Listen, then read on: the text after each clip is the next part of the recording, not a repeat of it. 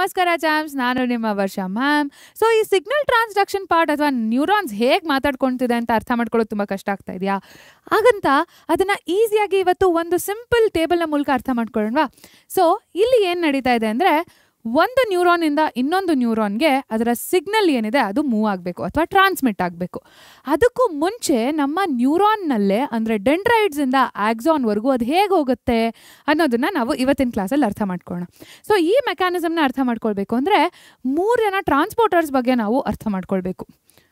So ಇಲ್ಲಿ ಬರೋವಂಥದ್ದು first one ಏನಿದೆ, ನಮ್ಮ ವೋಲ್ಟೇಜ್ ಗೇಟೆಡ್ ಚಾನೆಲ್ಸ್ ಅಥವಾ ಫಸ್ಟು ಲೀಕಿ ಚಾನೆಲ್ಸಿಂದ ಶುರು ಮಾಡೋಣ. ಈ ಲೀಕಿ ಚಾನೆಲ್ಸ್ ಅಂದರೆ ಏನು? ಈ ಪ್ರೋಟೀನ್ಸ್ ಏನಿದೆ ಪಾಪ ಅದು ಯಾವಾಗಲೂ ಅಲೌ ಮಾಡ್ತಿರುತ್ತೆ. K+ ಲೀಕ್ ಆಗ್ತಾ ಇರುತ್ತೆ, Na+ ಆಚೆ ಹೋಗ್ತಾ ಇರುತ್ತೆ. ಓಕೆ, ಸೊ ಲೀಕಿ ಚಾನೆಲ್ಸ್ ಯಾವಾಗಲೂ ಓಪನ್ ಇರುತ್ತೆ. ನೆಕ್ಸ್ಟ್ ಬರೋದು ನಮ್ಮ ಸೋಡಿಯಂ ಪೊಟ್ಯಾಷಿಯಂ ಪಂಪ್. ಸೊ ಇಲ್ಲೇನಾಗ್ತಿದೆ, ಯಾವುದೇ ಥರದ ಎನರ್ಜಿ ಬೇಡ, ಆದರೆ ಇವ್ರಿಗೆ ಎನರ್ಜಿ ಬೇಕು ಮಕ್ಕಳೇ. ಸೊ ಇಲ್ಲಿ ATP ಬೇಕಾಗುತ್ತೆ. ಸೊ ಇಲ್ಲಿ ಏನು ಬೇಕಾಗುತ್ತೆ? ATP ಬೇಕಾಗುತ್ತೆ. ಸೊ ಎನರ್ಜಿ ಸ್ಪೆಂಡ್ ಮಾಡೋದ್ರಿಂದ ತುಂಬ ಹುಷಾರಾಗಿ ಇದನ್ನು ಯೂಸ್ ಮಾಡ್ತೀವಿ ಅಲ್ವಾ?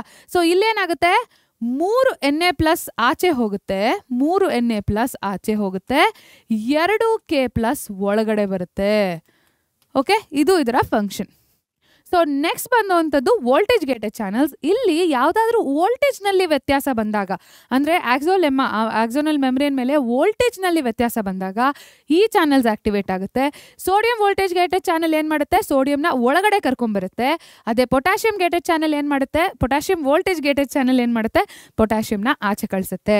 ಸೊ ಈ 3ರ ಫಂಕ್ಷನ್ ನಿಮಗೆ ಗೊತ್ತಾದರೆ ಇದು ಯಾವಾಗ ಆಕ್ಟಿವ್ ಆಗಿದೆ, ಆ ಸ್ಟೇಜಲ್ಲಿ ಏನಾಗುತ್ತೆ ಅಂತ ಈಸಿಯಾಗಿ ಅರ್ಥ ಆಗ್ಬಿಡುತ್ತೆ. ಸೊ ಹಾಗಾದರೆ ಪಟ್ಟಂತ ಆ ಟೇಬಲ್ಗೆ ಹೋಗೋಣವಾ? ಸೊ ಇಲ್ಲಿದೆ ಆ ಸಿಂಪಲ್ ಟೇಬಲ್. ಸೊ ಫಸ್ಟ್ ನೆನ್ಪಿಟ್ಕೊಳ್ಳಿ, ಪೋಲರೈಸ್ ಸ್ಟೇಟ್ನಲ್ಲಿ ಏನಾಗುತ್ತೆ? ಪೋಲರೈಸ್ ಸ್ಟೇಟ್ನಲ್ಲಿ ಮೆಮ್ರೇನ್ ಈ ಥರ ಇದ್ದಾಗ ಹೊರಗಡೆ ಪಾಸಿಟಿವ್ ಇರುತ್ತೆ, ಎಲ್ಲ Na+ ಆಚೆ ಇರುತ್ತೆ, ಮತ್ತು K+ ಒಳಗಡೆ ಇರುತ್ತೆ, ಆದರೆ ನೆಗೆಟಿವ್ಲಿ ಚಾರ್ಜ್ ಪ್ರೋಟೀನ್ ಕೂಡ ಒಳಗಡೆ ಇರುತ್ತೆ. ಕರೆಕ್ಟ್? ಸೊ ECF ಏನಿದೆ ಇಸ್ ಪಾಸಿಟಿವ್, ICF ಏನಿದೆ ಇಟ್ ಈಸ್ ನೆಗೆಟಿವ್ ನಮ್ಮ ಪೋಲರೈಸ್ ಸ್ಟೇಟಲ್ಲಿ. ಸೊ ಈ ಸ್ಟೇಟಲ್ಲಿ ಏನಾಗುತ್ತೆ, ಸೋಡಿಯಂ ಪೊಟ್ಯಾಷಿಯಂ ಪಂಪ್ ಮತ್ತು ನಮ್ಮ ಲೀಕಿ ಚಾನಲ್ಸ್ ಏನಿದೆ ಅದು 2 ಓಪನ್ ಇರುತ್ತೆ. ಸೊ ಅವಾಗ ಏನಾಗುತ್ತೆ, ಸೋಡಿಯಂ ಏನಿದೆ ಅಂದರೆ ಒಂದು ಪೊಟೆನ್ಷಿಯಲ್, ಒಂದು ಸಿಗ್ನಲ್ ಬಂದಿದ ತಕ್ಷಣ, ಅಂದರೆ ಈಗ ರೆಸ್ಟಿಂಗಲ್ಲಿದೆ ಆಯಿತಾ, ಯಾವುದೇ ಸಿಗ್ನಲ್ ಇಲ್ಲ, ಎಂಥದ್ದು ಇಲ್ಲ. ಸೊ ಈಗ ಏನಾಗ್ತದೆ, ಹೊರಗಡೆ ಅದು ಪಾಸಿಟಿವ್ ಆಗಿದೆ, ಒಳಗಡೆ ಅದು ನೆಗೆಟಿವ್ ಆಗಿದೆ. ಕರೆಕ್ಟ್? ಸೊ ಈ ಕಂಡೀಷನ್ನಲ್ಲಿ ಆ ಪೊಟೆನ್ಷಿಯಲ್ ಡಿಫ್ರೆನ್ಸ್ ಏನಿದೆ ಅದ್ರ ಎಷ್ಟಿದೆ? -70 ಮಿಲಿ ವೋಲ್ಟ್. ಸೊ ಇದನ್ನು ನಾವೇನಂತ ಕರಿತೀವಿ? ರೆಸ್ಟಿಂಗ್ ಪೊಟೆನ್ಷಿಯಲ್ ಅಂತ ಹೇಳಿ ಕರಿತೀವಿ. ಸೊ ಈ ಸ್ಟೇಜಲ್ಲಿ ಏನಾಗ್ತಿದೆ, ಇದ್ರ ಬಗ್ಗೆ ಲಾಸ್ಟಲ್ಲಿ ಮತ್ತೆ ಮಾತಾಡೋಣ. ಸೊ ನೀವು ಇದ್ರ ಬಗ್ಗೆ ನೆನ್ಪಿಟ್ಕೊಂಡ್ರೆ ಸಾಕು. Highly permeable to potassium, less permeable to sodium. ಯಾವ ಸ್ಟೇಟಲ್ಲಿ? ಪೋಲರೈಸ್ ಸ್ಟೇಟಲ್ಲಿ. ಸೊ ಡಿಪೋಲರೈಸ್ ಸ್ಟೇಟಲ್ಲಿ ಏನಾಗುತ್ತೆ ಅಂದರೆ, ಒಂದು ಸಿಗ್ನಲ್ ಬಂದಾಗ ಏನಾಗುತ್ತೆ, ಸೊ ಇಲ್ಲಿ sodium voltage gated channel open ಆಗುತ್ತೆ. ಅಂದರೆ ಇದ್ದಕ್ಕಿದ್ದಂತೆ ಹೊರಗಡೆ ಇರುವಂಥ ಎಲ್ಲ ಸೋಡಿಯಂ ಒಳಗಡೆ ಬಂದ್ಬಿಡುತ್ತೆ. ಸೊ ಅವಾಗ ಏನಾಗುತ್ತೆ, ಒಳಗಡೆ ಪಾಸಿಟಿವ್ ಚಾರ್ಜ್ ಆಗುತ್ತೆ, ಹೊರಗಡೆ ಏನಾಗುತ್ತೆ, ಅದು ನೆಗೆಟಿವ್ ಆಗಿಬಿಡುತ್ತೆ. ಸೊ ಇಲ್ಲಿ ಏನಾಯಿತು, it is highly permeable to Na+. So ಹಾಗಾದಾಗ ಚೇಂಜ್ ಇನ್ ಪೊಲಾರಿಟಿ ಉಲ್ಟಾ ಆಗೋಯ್ತು. ಸೊ ಅಲ್ಲೇನಾಯಿತು, ಪೊಟೆನ್ಷಿಯಲ್ ಡಿಫ್ರೆನ್ಸ್ ಚೇಂಜ್ ಆಯಿತು. ಎಷ್ಟಾಯ್ತದು? +30 ಮಿಲಿ ವೋಲ್ಟ್ಸ್. ಸೊ ಈ ಪ್ರಾಬ್ಲಮ್, ಈ ಪರ್ಟಿಕ್ಯುಲರ್ ಸಿಚುವೇಶನನ್ನು ನಾವು ಡಿಪೋಲರೈಸ್ ಸ್ಟೇಟ್ ಅಂತ ಕರಿತೀವಿ. ಸೊ ಏನಾಯಿತು, ಚಾರ್ಜಸ್ ರಿವರ್ಸ್ ಆಗೋಯ್ತು. ಯಾಕೆ? ಇಲ್ಲಿ ಏನಾಯಿತು, ಪರ್ಮಿಯಬಿಲಿಟಿ Na+ಗೆ ಜಾಸ್ತಿ ಆಯಿತು, ಮತ್ತು Na+ voltage gated channel open ಆಗೋಯ್ತು. ಸೊ ನೆಕ್ಸ್ಟ್ ಬರೋ ಅಂಥದ್ದು, ಓಕೆ ಈಗ ರಿವರ್ಸ್ ಆಗೋಯ್ತು, ನೆಕ್ಸ್ಟು ಅದನ್ನು ಸರಿ ಮಾಡಬೇಕಲ್ವ ನಾವು. ಸೊ ಅವಾಗೇನಾಯಿತು, ಸೋಡಿಯಂ ಪೊಟ್ಯಾಷಿಯಂ ಪಂಪ್ ಆಕ್ಟಿವೇಟ್ ಆಗುತ್ತೆ. ಯಾಕೆ? ಸೋಡಿಯಮನ್ನು ಹೊರಗಡೆ ಕಳಿಸ್ಬೇಕು, ಪೊಟ್ಯಾಷಿಯಮನ್ನು ಒಳಗಡೆ ಕರ್ಕೊಂಡು ಬರಬೇಕು. ಕರೆಕ್ಟ್? ಸೊ ಮತ್ತೆ ಲೀಕಿ ಚಾನಲ್ಸ್ ಅಂತೂ ಯಾವಾಗಲೂ ಓಪನ್ ಇರುತ್ತೆ. ಪೊಟ್ಯಾಷಿಯಂ ಒಳಗಡೆ ಕೂಡ ಬರಬೇಕಲ್ವಾ? So potassium voltage gated channel ಕೂಡ ಓಪನ್ ಇರುತ್ತೆ. ಸೊ ಈ ರೀಪೋಲರೈಸೇಷನ್ ಸ್ಟೇಟ್ನಲ್ಲಿ ಈ 3 ಚಾನಲ್ಸ್ ಓಪನ್ ಇರೋದ್ರಿಂದ ಆ ರೆಸ್ಪೆಕ್ಟಿವ್ ಪೋಲರೈಸ್ ಸ್ಟೇಟ್ ಏನಿರುತ್ತೆ ಅದಕ್ಕೆ ವಾಪಸ್ ಹೋಗುತ್ತೆ. ಅಂದರೆ ಹೊರಗಡೆ Na+ ಅಂದರೆ ಎಲ್ಲ Na+ನ ವಾಪಸ್ ತಳ್ಳಿಬಿಡುತ್ತೆ. ಸೊ ಆಚೆಗಡೆ ಪಾಸಿಟಿವ್ ಇರುತ್ತೆ, ಒಳಗಡೆ ನೆಗೆಟಿವ್ ಇರುತ್ತೆ. ಸೊ ಇದೇ ಥರ ಅದು ರಿಸ್ಟೋರ್ ಆಗುತ್ತೆ. ಸೊ ಸೈಟ್ 1ನಲ್ಲಿ ಪೋಲರೈಸ್ ಸ್ಟೇಟ್ ಇರುತ್ತೆ. ಕರೆಕ್ಟ್? ಸೊ ಇಲ್ಲಿ ಮತ್ತೆ ವಾಪಸ್ ಎಲ್ಲಿಗೆ ಬಂತು? The potential difference -70 milli volts. So ಈ ಟೇಬಲ್ನಲ್ಲಿ ನಾನು ಯಾವ್ಯಾವ ಚಾನೆಲ್ಸ್ ಓಪನ್ ಆಗಿದೆ, ಎಷ್ಟು ಪೊಟೆನ್ಷಿಯಲ್ ಡಿಫ್ರೆನ್ಸ್ ಇದೆ, ಮತ್ತು ಅಲ್ಲಿ ನಡೆಯುವಂಥ ಮೇಜರ್ ಈವೆಂಟ್ಸ್ನೆಲ್ಲ ಲಿಸ್ಟ್ ಮಾಡಿದ್ದೀನಿ. ಸೊ ನಿಮಗೆ ಯಾವ ಚಾನೆಲ್ ಓಪನ್ ಇರುತ್ತೆ ಅಂತ ನೆನಪಿದ್ರೆ ಯಾವ ಪ್ರಾಸೆಸ್ಸಲ್ಲಿ ಏನು ಮೇಜರ್ ಈವೆಂಟ್ ನಡೆಯುತ್ತೆ ಅನ್ನೋದು ಈಸಿಯಾಗಿ ನೆನಪಿರುತ್ತೆ. ಸೊ ಒಂದ್ಸಲ ಆ ಸೈಟಲ್ಲಿ ಏನಾಗ್ತಿದೆ ಅಂತ ನೋಡ್ಕೊಂಬಂದ್ಬಿಡೋಣವಾ. ಸೊ ಈ ಡಯಾಗ್ರಾಮನ್ನು ಫಾರ್ ಎಕ್ಸಾಂಪಲ್ ಇಲ್ಲಿ ಒಂದು ಸಿಂಪಲ್ ಆಗಿ ಅರ್ಥ ಮಾಡ್ಕೊಳ್ಳೋಣ, ಸೈಟ್ ಎಲ್ಲ ಏನು ನಡೆಯುತ್ತೆ ಅಂತ. ಓಕೆನಾ? ಸೊ ಫಸ್ಟ್ ನೋಡಿ ಮಕ್ಕಳ, ಇಲ್ಲಿ ಡಿಪೋಲರೈಸ್ ಸ್ಟೇಟ್ ಅಥವಾ ಪೋಲರೈಸ್ ಸ್ಟೇಟ್ ಆಯ್ತಾ. ಸೊ ಇಲ್ಲಿ ಇದನ್ನ ನೀವು ಆಕ್ಸೋಲೆಮ್ಮಾ ಅಂತ ಅನ್ಕೊಳ್ಳಿ. ಹೊರಗಡೆ ಎಲ್ಲ ಪಾಸಿಟಿವ್ ಚಾರ್ಜ್ ಇದೆ, ಒಳಗಡೆ ಎಲ್ಲ ನೆಗೆಟಿವ್ ಚಾರ್ಜ್ ಇದೆ. ಓಕೆ, ಸೊ ಇದನ್ನ ಸೈಟ್ ಎ ಅಂತ ಇಟ್ಕೊಳ್ಳೋಣ, ಇದು ಸೈಟ್ ಬಿ ಮತ್ತು ಇದು ಸೈಟ್ ಸಿ. ಓಕೆ, ಹೀಗಿರುತ್ತೆ. ಕರೆಕ್ಟ್? ಸೊ ಒಂದು ಇಂಪಲ್ಸ್ ಬರೋಕ್ಕೂ ಮುಂಚೆ ಅಂದರೆ ರೆಸ್ಟಿಂಗ್ ಸ್ಟೇಜ್ನಲ್ಲಿ ಇಲ್ಲಿ ಏನಿರುತ್ತೆ, -70 ಮಿಲಿ ವೋಲ್ಟ್ಸ್ ಇರುತ್ತೆ. ಒಂದು ಪರ್ಟಿಕ್ಯುಲರ್ ಸಿಗ್ನಲ್ ಬಂದಿದ ತಕ್ಷಣ ಏನಾಗುತ್ತೆ, ಇಲ್ಲಿ ಸೋಡಿಯಂಗೆ ಪರ್ಮಿಯಬಿಲಿಟಿ ಜಾಸ್ತಿ ಆಗಿಬಿಡುತ್ತೆ. ಸೊ ಎಲ್ಲ ಸೋಡಿಯಂ ಒಳಗಡೆ ಬರೋಕ್ಕೆ ಶುರುವಾಗ್ಬಿಡುತ್ತೆ. ಸೋಡಿಯಂ ಒಳಗಡೆ ಬಂದಿದ ತಕ್ಷಣ ಇಲ್ಲಿ ಏನಾಯಿತು, ಇಲ್ಲಿ ಹೊರಗಡೆ ಎಲ್ಲ ನೆಗೆಟಿವ್ ಆಯಿತು, ಒಳಗಡೆ ಎಲ್ಲ ಪಾಸಿಟಿವ್ ಆಗೋಯ್ತು. ಸೊ ಇಲ್ಲಿ ಯಾವ್ದು ಓಪನ್ ಆಗಿದ್ದು, sodium voltage gated channel Na+VGC.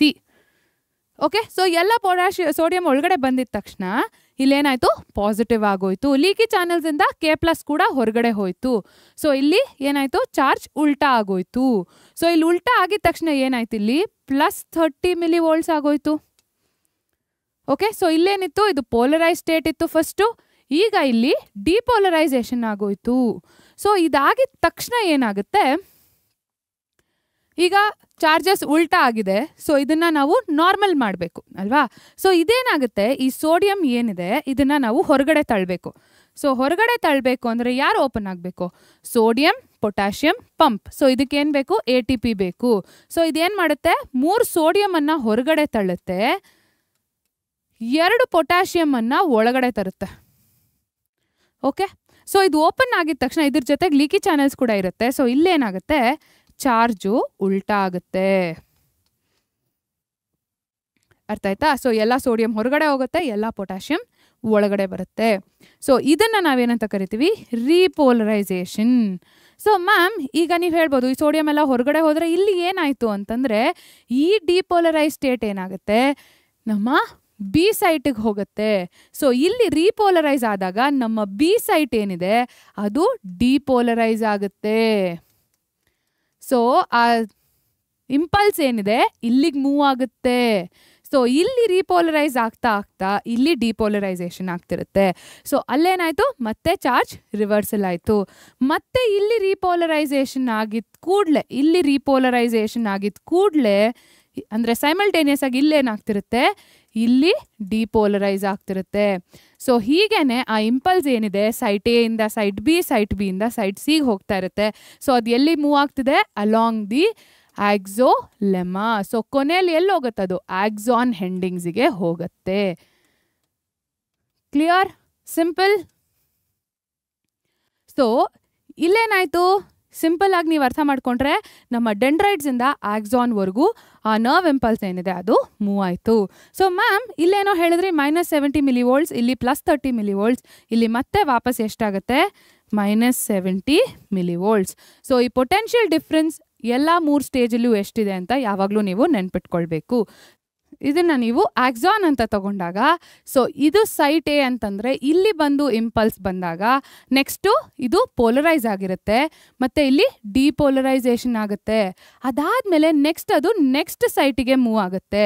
ಹಾಗೇ ಅದು ಮೂವ್ ಆಗ್ತಾ ಆಗ್ತಾ ಎಲ್ಲಿಂದ ಎಲ್ಲಿಗೆ ಬರುತ್ತೆ, ಡೆಂಡ್ರೈಟ್ಸಿಂದ ಆಕ್ಸಾನಿಗೆ ಮೂವ್ ಆಗುತ್ತೆ. ಅಲ್ಲಿಂದ ಮತ್ತೆ ಒಂದು ಆಕ್ಸಾನಿಂದ ನೆಕ್ಸ್ಟ್ ನ್ಯೂರಾನ್ಗೆ ಹೋಗುತ್ತೆ. ಅದ್ರ ಬಗ್ಗೆ ಮತ್ತೊಮ್ಮೆ ಇನ್ನೊಂದು ಕ್ಲಾಸ್ನಲ್ಲಿ ಕೂತ್ಕೊಂಡು ಕಲಿಯೋಣವಂತೆ. ಸೊ ಇವತ್ತು ನಾವು ಮಾತಾಡಿದ್ದು from one site to another on the same axolemma. ಅಂದರೆ ಒಂದೇ ನ್ಯೂರಾನ್ನ ಒಳಗಡೆ ಹೇಗೆ ಸಿಗ್ನಲ್ ಮೂವ್ ಆಗುತ್ತೆ ಅನ್ನೋದನ್ನು ಕಲ್ತ್ವಿ. ಸೊ ಈ ಚಾನೆಲ್ಸ್ ಬಗ್ಗೆ ಒಂದ್ಸಲ ನೆನ್ಪಿಟ್ಕೊಳ್ಳಿ, ಆ ಟೇಬಲನ್ನು ಈಸಿಯಾಗಿ ಮೆಮರೈಸ್ ಮಾಡಿ. ಸೊ ಅದನ್ನು ನೀವು ಈಸಿಯಾಗಿ ಆರಾಮಾಗಿ ನೆನ್ಪಿಟ್ಕೊಂಡು ಎಕ್ಸಾಮಲ್ಲಿ ಆನ್ಸರ್ಸ್ ಬರಿಬೋದು. ಸೊ ಇಲ್ಲಿ ಯಾವ ಥರ ಪ್ರಶ್ನೆಗಳು ಬರುತ್ತೆ ಅಂತಂದರೆ ತುಂಬ ಇಂಪಾರ್ಟೆಂಟಾಗಿ ಯಾವ ಸ್ಟೇಜಸ್ನಲ್ಲಿ ಯಾವ ಮೂವ್ಮೆಂಟ್ ಆಗ್ತಿದೆ ಅಂತ. ಸೊ ಯಾವಾಗಲೂ ನೆನ್ಪಿಟ್ಕೊಳ್ಳಿ ಮಕ್ಕಳ, ನೋಕಿಯಾ ಈ ವರ್ಡ್ ನೆನ್ಪಿಟ್ಕೊಂಡ್ರೆ ಸಾಕು. ಏನದು, ಪೋಲರೈಸ್ ಸ್ಟೇಟಲ್ಲಿ sodium outside, Na+ outside, potassium inside. Okay, ಮತ್ತು ಇದು ಆಕ್ಟಿವ್ ಟ್ರಾನ್ಸ್ಪೋರ್ಟ್. ಎ ಅಂದರೆ ಆಕ್ಟಿವ್ ಟ್ರಾನ್ಸ್ಪೋರ್ಟ್. ಸೊ ಯಾರು ಓಪನ್ ಇದ್ದಾರೆ? Sodium potassium pump. ಸೊ ಇದು ಒಂದು ನೆನಪಿದ್ರೆ, ಈ ನೋಕಿಯಾ ಪದ ಒಂದು ನೆನಪಿದ್ರೆ ನಿಮಗೆ ಪೋಲರೈಸ್ ಸ್ಟೇಟ್ ನೆನಪಿರುತ್ತೆ. ಹಾಗೇನೆ ಅದನ್ನು ಉಪಯೋಗಿಸ್ಕೊಂಡು ನೀವು ಡಿಪೋಲರೈಸ್ಡ್ ಮತ್ತು ರೀಪೋಲರೈಸ್ ಸ್ಟೇಟನ್ನು ಅರ್ಥ ಮಾಡ್ಕೊಳ್ಬೋದು. ಕ್ಲಿಯರಾ? ಈಸಿನಾ? ಸೊ ಇದೇ ಥರ ಸಿಂಪಲ್ ಈಸಿ ಟ್ರಿಪ್ಸ್ಗೋಸ್ಕರ ನಮ್ಮ PUC-ET ಪರೀಕ್ಷೆ ಸೈನ್ಸ್ ಯೂಟ್ಯೂಬ್ ಚಾನಲನ್ನು ಸಬ್ಸ್ಕ್ರೈಬ್ ಮಾಡೋದು ಮರಿಬೇಡಿ. ಹಾಗೆಯೇ ನಮ್ಮ ಪರೀಕ್ಷೆ ಆ್ಯಪ್ನಲ್ಲಿ ಭಾಳಷ್ಟು ಒನ್ ಶಾಟ್ ವಿಡಿಯೋಗಳಿದೆ. ತುಂಬ ಡಿಸ್ಕ್ರಿಪ್ಟಿವ್ ಆಗಿ ನಾವೆಲ್ಲ ಎಕ್ಸ್ಪ್ಲೇನ್ ಮಾಡಿದ್ದೀವಿ. ಹಾಗಂತ ಸಮರಿ ಬೇಕು ಅಂತಂದ್ರೂ ಅದಕ್ಕೂ KCET ವಿಡಿಯೋಸ್ ಅವೈಲೇಬಲ್ ಇದೆ ಮಕ್ಕಳ. ಸೊ ಇದು ಫ್ರೀ ಆಫ್ ಕಾಸ್ಟ್ ಇರುತ್ತೆ. ಆದಷ್ಟು ಬೇಗ ಪರೀಕ್ಷೆ ಆ್ಯಪನ್ನು ಡೌನ್ಲೋಡ್ ಮಾಡ್ಕೊಳ್ಳಿ, ನಿಮ್ಮ ಎಕ್ಸಾಮ್ ಪ್ರಿಪ್ರೇಷನನ್ನು ಶುರು ಮಾಡಿ ಅಂತ ಹೇಳ್ತಾ ಟಾಟಾ ಬಾಯ್, ಸಿ ಯು.